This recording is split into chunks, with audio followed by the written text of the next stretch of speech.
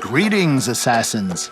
My name is Simon, I'm Associate Game Director on Assassin's Creed Shadows, and today we're gonna go through a comparative gameplay walkthrough showcasing both stealth and combat for our two protagonists. You ready? Set? Parkour down! We start off playing as Naoe as she approached Nijo Castle in the city of Kyoto. We're also playing in the new immersive mode, which means everyone in Japan is speaking their own native language, but everything is subtitled. Give that mode a try, it's pretty cool. Like any castles in the game, this place is full of gear and resources ripe for the taking, and we are free to go about it any way we choose. And so we choose to eliminate this poor Ashigaru soldier. Don't worry, he's with the bad guys. Okay, let's observe our surroundings and get our bearings. We've got one Ashigaru working the haystack, another on patrol back there, and we've got a samurai daisho right here, which could be a challenge. And there's the alarm bell, which, trust me, if you pride yourself as being a stealth player, you don't want anyone to ring that bell. Although we're safe right now using the rooftops, Nijo Castle is fairly flat compared to most other castles. If things go awry and we have to disappear in a hurry, it's gonna be harder here because the roofs are just not that high. So we are gonna take our time. Yeah, the Samurai Daisho is by far the most dangerous enemy in this area. And since we have a Tanto equipped, this is a perfect setup for a double air assassination. Well, almost. Like I said, this Daisho is pretty strong, but no matter. A quick change of headgear with a particular perk that gives us one additional chunk of assassination damage on all air assassinations should do the trick. Oh yeah. Okay, that's a good start. Let's crouch in the shadows for now and see what happens. Vanishing in the shadows only works whether you're crouched or prone, so keep that in mind. Okay, as long as this guy stays far away, he's not much of a threat, so kunai to the face it is. And while this other guy is busy reloading his Teppo rifle, we go up, and he goes down. Beautiful. Okay, moving on to the next section. Using Observe Mechanic once again, we can see that there is quite a lot more enemies here. A few Ashigaru, a sniper, a couple servants, but I think we have a pretty obvious next move right here. Next customer, please. There's a lot of open space right in front of us, and it will be hard to close that distance without being seen. Perfect opportunity to call upon our ally Genojo and some of his exploding tricks. Okay, time to go to work. Tanto and Hidden Blade combo, baby. Oh, looks like we spooked a servant here. Now, these guys won't really fight back, but if they spot you, they will try and find some reinforcement and bring them back to the area they saw you in. But since we have no intention of staying here, this guy is not an immediate threat. So let's just use Eagle Vision and scout the house ahead. Orange are servant and red means military archetypes. Let's make the most out of the shadows here and go around the problem rather than through it. We're probably bypassing a whole lot of loot opportunities right now, but it's the Samurai Daisho we're after, and so it's the Samurai Daisho we're gonna get. Wait, is this guy gonna... No. Okay, we're good. Now, about that Samurai Daisho. Let's use a high-risk tactic here. We're gonna whistle him over to attract him to this shoji door, and using the katana... This is guaranteed to get attention from the outside, so let's disappear out of view and see if anyone shows up. Never stood a chance. Come on, it's cool to be a shinobi. Alright, quick use of the grappling hook to get back to the rooftops. Oh, somebody saw us. Down, boy. And with 2 sections of Nijo Castle cleared for now, let's make our way towards the Tenshu, which, if you don't know, Tenshus are the biggest, tallest, most impressive structure in any Japanese castle. Word of caution though, the area at the base of any Tenshu is generally very well guarded. This is where the good stuff is. But Simon, I hear some of you say, we know already about Naoe's cool shinobi assassin moves. What we want to know is what, if anything, does Yasuke bring to the stealth experience? Fair enough, let's take a look at Yasuke. Same city, same castle, different season, different character, different save file. For all intents and purpose, we're restarting the whole thing using Yasuke with a purpose-built stealth and archery setup. Worth pointing out that we're not using his typical samurai armor here. Clearly not as nimble as Naoe, Yasuke still has a pretty respectable amount of traversal skills as long as we read the world differently than we do when we play Naoe. And aiming at his Ashigaru soldier with predictive damage, we can see that he's gonna survive this shot although his armor is gonna break. Switching to silent arrows bypasses armor and guarantees the kill. He never saw it coming. Yasuke can generate a lot of sound while moving through the environment, so choosing where and more importantly, when to drop is gonna be crucial as we make our way through Nijo's courtyard. Taking a calculated risk here. Okay, we're good. Yasuke not having a hidden blade means that his types of kills are badass and very noisy, so you want to space them out as well to avoid unwanted attention. And here is the first Samurai Daisho in this Yasuke stealth run. And I think he just noticed his buddy is missing a head. Welcome to the club.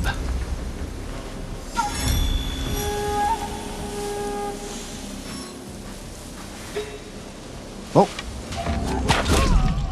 Silent arrows all day, baby. Oh, and here's a little pro tip. Yasuke's arsenal of weapons mostly relies on the same type of stuff that most samurai would have stockpiled in military setups. So little guard towers like this are always full of arrows and bullets for Yasuke to plunder, making his particular stealth playstyle much more generous than Naoe's more limited and cautious shinobi tool approach. Now Yasuke does have the ability to climb, although his vertical leaps are more limited than Naoe. Similarly, we can reach most high point like this and use the observe mechanic to tag people, get our bearings, and find where our next objectives are. Yes, he's a lot bigger and a little slower than Naoe, but once you get a hang of his controls, Yasuke is a lot of fun. Ooh, let's use pro navigation here and avoid being seen. This allows us to stay hidden while on the move, just like Naoe does. Okay, for the section up ahead, we're gonna call in our second ally, the poison specialist Oniyuri, who has the ability to put multiple enemies to sleep.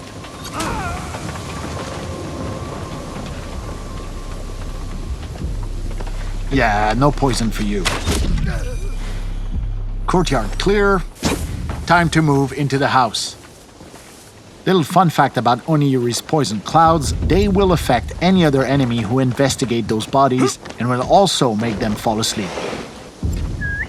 And since Yasuke does not have eagle vision, whistling in a door frame is a sure way to get the attention of whoever might be lurking behind a door and get the drop on them.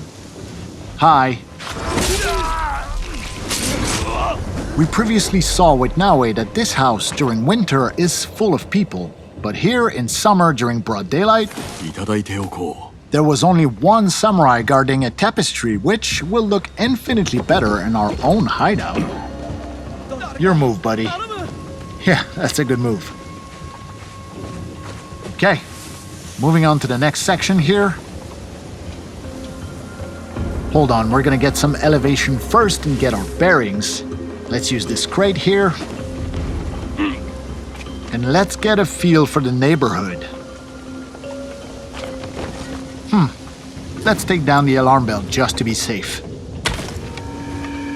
Because I can't shake the feeling that stealth with Yasuke might be coming to a close here. Okay, we have their attention now. Now, we're not wearing the most efficient armor for an open fight, so we're gonna switch the Yumi bow for the Kana bow. That gives us a much better insurance policy in an open fight like this.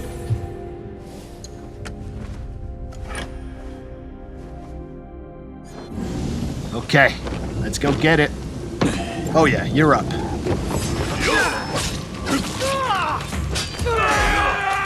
That's one down. Here. That's two. Whoa. Yeah, you should have made that shot. That is three down. And I think it's Kanabo time, baby. This thing hits hard, but it is slow, so we have to be precise here. Give me some space, will ya? Next few hits are gonna be critical here. Oh. Backbreaker ability. Nicely done here. Now, each area in this castle is its own little gameplay pocket. So as long as no one rings the alarm bell, it means that other nearby pockets will not interfere, even when we opt for open combat like this. Time to switch back over to Naoe and see what a more aggressive open combat playstyle looks like with her. First thing first, we gotta switch up our loadout and use perks that are more conducive to that playstyle, such as this headband that allows us to vault over an enemy when we sprint at them in open combat. Let's switch up our outfit as well while we're at it. Yeah, we don't have a good perk reason to equip this right now, but I kinda like this one, so life's about taking risks, man. And we're also going to swap the Tanto Hidden Blade combo in favor of the more versatile Kusarigama. Oh yeah, this one has 60% increased damage over distance. Okay, let's put that to good use. And I think I see our first victim here. Whoa, whoa, whoa, whoa, whoa. Okay, that must be a servant. Gotcha.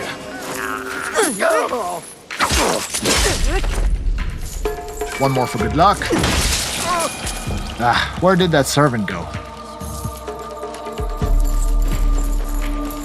Second target acquired. Trust me on this one, you will want to unlock the Kusarigama Rush Assassination skill. You can quote me on that.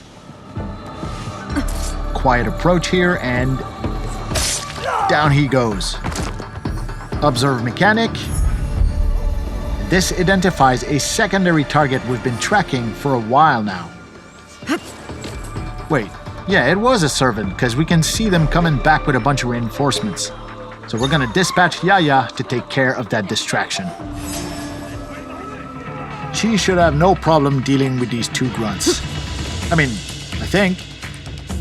Yeah, she's got this. Okay, here we go.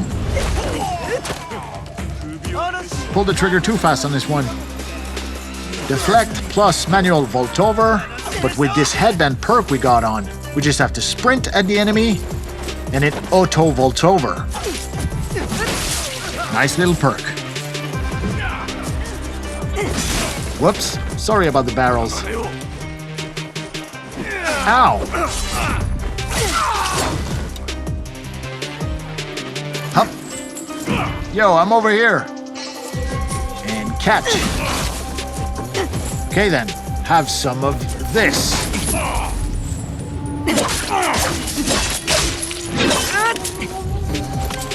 Hey, Yaya comes in with the assist.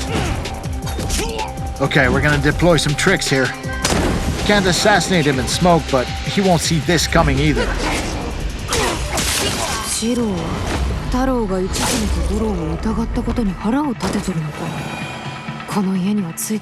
Yeah, you tell me.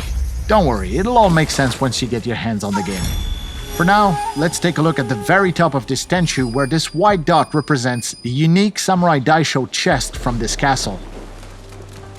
Using the grappling hook, it's pretty easy to hook up on those large overhangs and make climbing the exterior of a Tenchu pretty much a breeze for Naoe. That being said, we're bypassing quite a few loot opportunities right now. There is more than 30 unique castles in the game, and each of them comes with their own Daisho chest, which only unlocks once you deal with all the Samurai Daishos stationed within that castle. We're not talking about random loot drops either. Every single Daisho chest contains bespoke, handcrafted, legendary gear, either for Naoe or Yasuke, all of it some of the best loot you'll find anywhere in Assassin's Creed Shadows. Let's have a look at the beautiful skyline of Kyoto on a brisk winter morning.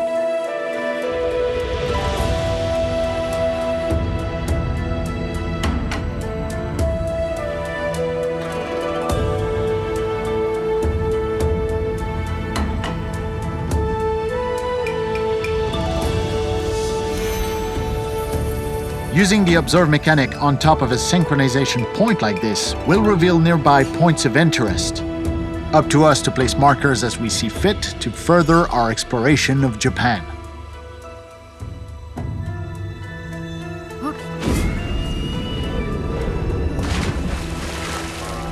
Okay, so we've seen both Naoe and Yasuke's stealthier sides, and we've seen what aggression looks like for Naoe.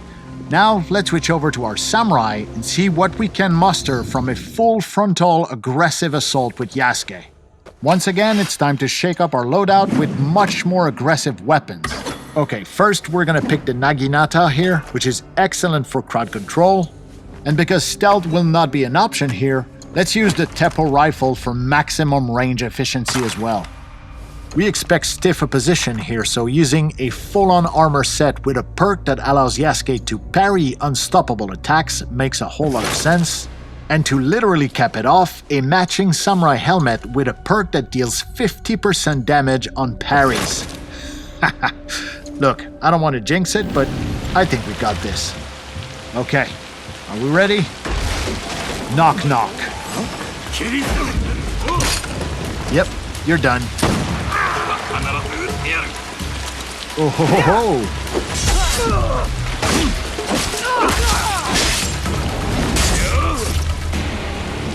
Alright, who's next? Okay, I think we're just gonna beeline straight to our target here.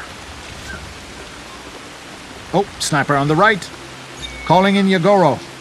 He'll take care of that sniper while we are running straight into the dragon's mouth.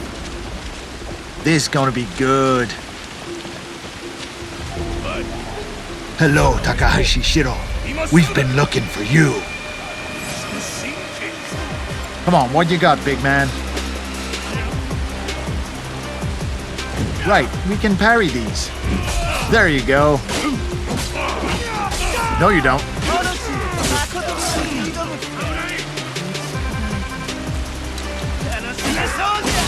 He's down.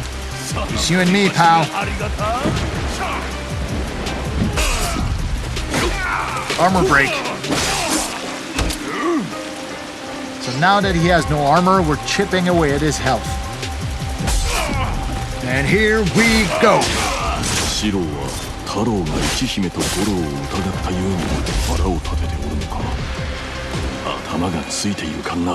Yeah, I know. People will just have to untangle that mess for themselves. Okay, not bad. Here's to a job well done. 2 Daishos dead and 1 secondary target off the board. Now, we've seen Naoe climb the exterior of a Tenshu with ease and agility, but when it comes to Yasuke, sometimes it can be easier to just take the stairs and climb all the way up. You'll find plenty of loot, the occasional straggler, and most awesome of all, you'll be able to enjoy our fantastic sound design. Just listen to that rain.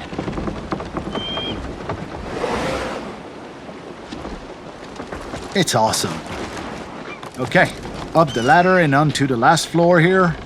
There's the same Samurai Daisho chest we previously talked about. That delicious handcrafted legendary gear. And before we leave, please allow me to indulge myself and take one last look at the beautiful city of Kyoto and its mountainous surrounding landscape during the bountiful summer months.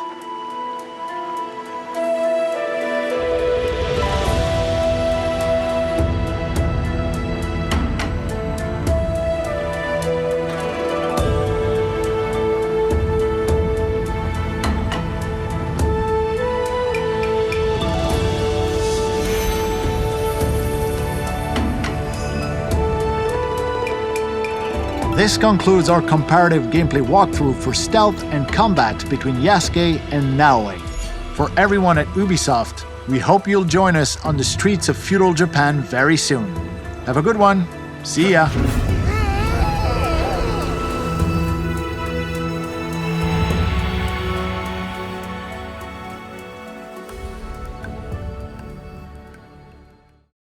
PlayStation